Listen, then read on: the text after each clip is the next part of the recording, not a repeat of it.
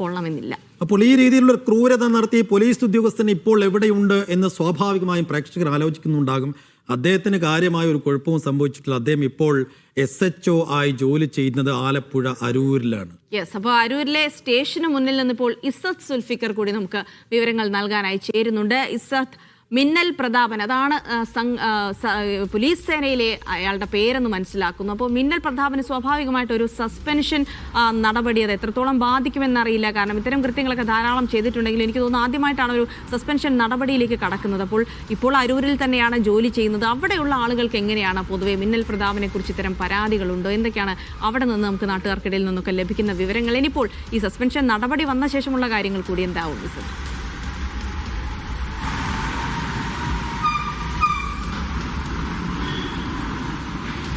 ദിവ്യ, ഇപ്പോൾ നമ്മൾ നിൽക്കുന്നത് നിലവിൽ മിന്നൽ പ്രതാപൻ അല്ലെങ്കിൽ സർക്കിൾ ഇൻസ്പെക്ടർ പ്രതാപൻ ജോലി ചെയ്യുന്ന അരൂർ സ്റ്റേഷന്റെ മുന്നിൽ നിന്നുമാണ്. മാത്രമല്ല, ഇതിന് മുൻപ് പ്രതാപനെ പറ്റി പറയുമ്പോൾ മുൻപ് ഇതുപോലെയുള്ള പരാതികൾ സർക്കിൾ ഇൻസ്പെക്ടറിനെതിരെ നടന്നിട്ടുണ്ടെന്നും അതുപോലെ തന്നെ സ്വിഗ്ഗി ജീവനക്കാരന്റെ പരാതിയും അതിനുശേഷം പലരെയും ഇദ്ദേഹം മർദ്ദിച്ചിട്ടുണ്ട് എന്നുള്ള കാര്യങ്ങൾ നമ്മൾ അറിഞ്ഞതാണ്. ഇപ്പോൾ ഈ സ്റ്റേഷനിലെത്തിയ പിന്നെ അത്തരം ഒരു പരാതികളോ അല്ലെങ്കിൽ പരാതിക്കാരോ ഇതുവരെ ഉണ്ടായിട്ടില്ല. പക്ഷേ എന്നിരുന്നാലും ഇപ്പോൾ സസ്പെൻഷന് ശേഷം അദ്ദേഹം ഇന്നിവിടെ വന്നിട്ടില്ല. മാത്രമല്ല, ഇപ്പോൾ സ്റ്റേഷന് മുന്നിൽ നമ്മൾ കാണുന്നത് ഒരു ശൂന്യമായിട്ടുള്ള ഒരു അവസ്ഥയാണ്. ആരും ഇതുവരെ എത്താത്തൊരു സാഹചര്യമാണ് ഇവിടെ ഇപ്പോൾ നിലനിൽക്കുന്നത്. ദിവ്യ,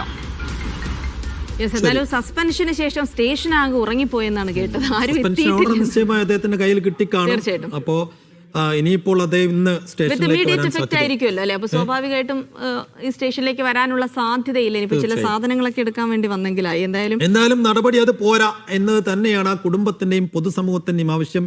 ഇത്രയും ക്രൂരമായ ഒരു നടപടി, അതും ഗർഭിണിയായ ഒരു സ്ത്രീക്ക് നേരെ ഉണ്ടായെങ്കിൽ അതിന് അർഹമായ ശിക്ഷ ലഭിക്കണമെന്ന് തന്നെയാണ്. അപ്പൊ കുടുംബത്തിന്റെ ആവശ്യം അദ്ദേഹത്തെ സർവീസിൽ നിന്ന് പിരിച്ചുവിടണം എന്നുള്ളത് തന്നെയാണ്. അതുകൊണ്ട് തന്നെ അക്കാര്യത്തിൽ നിയമ പോരാട്ടവുമായി മുന്നോട്ട് പോകാൻ തന്നെയുള്ള ഒരു നിശ്ചയദാർഢ്യം കൂടിയാണ് ഈ ദമ്പതികൾ നമ്മളോട് പറഞ്ഞത്. അപ്പോൾ അവരങ്ങനെ തന്നെ പോവുകയും ചെയ്യും.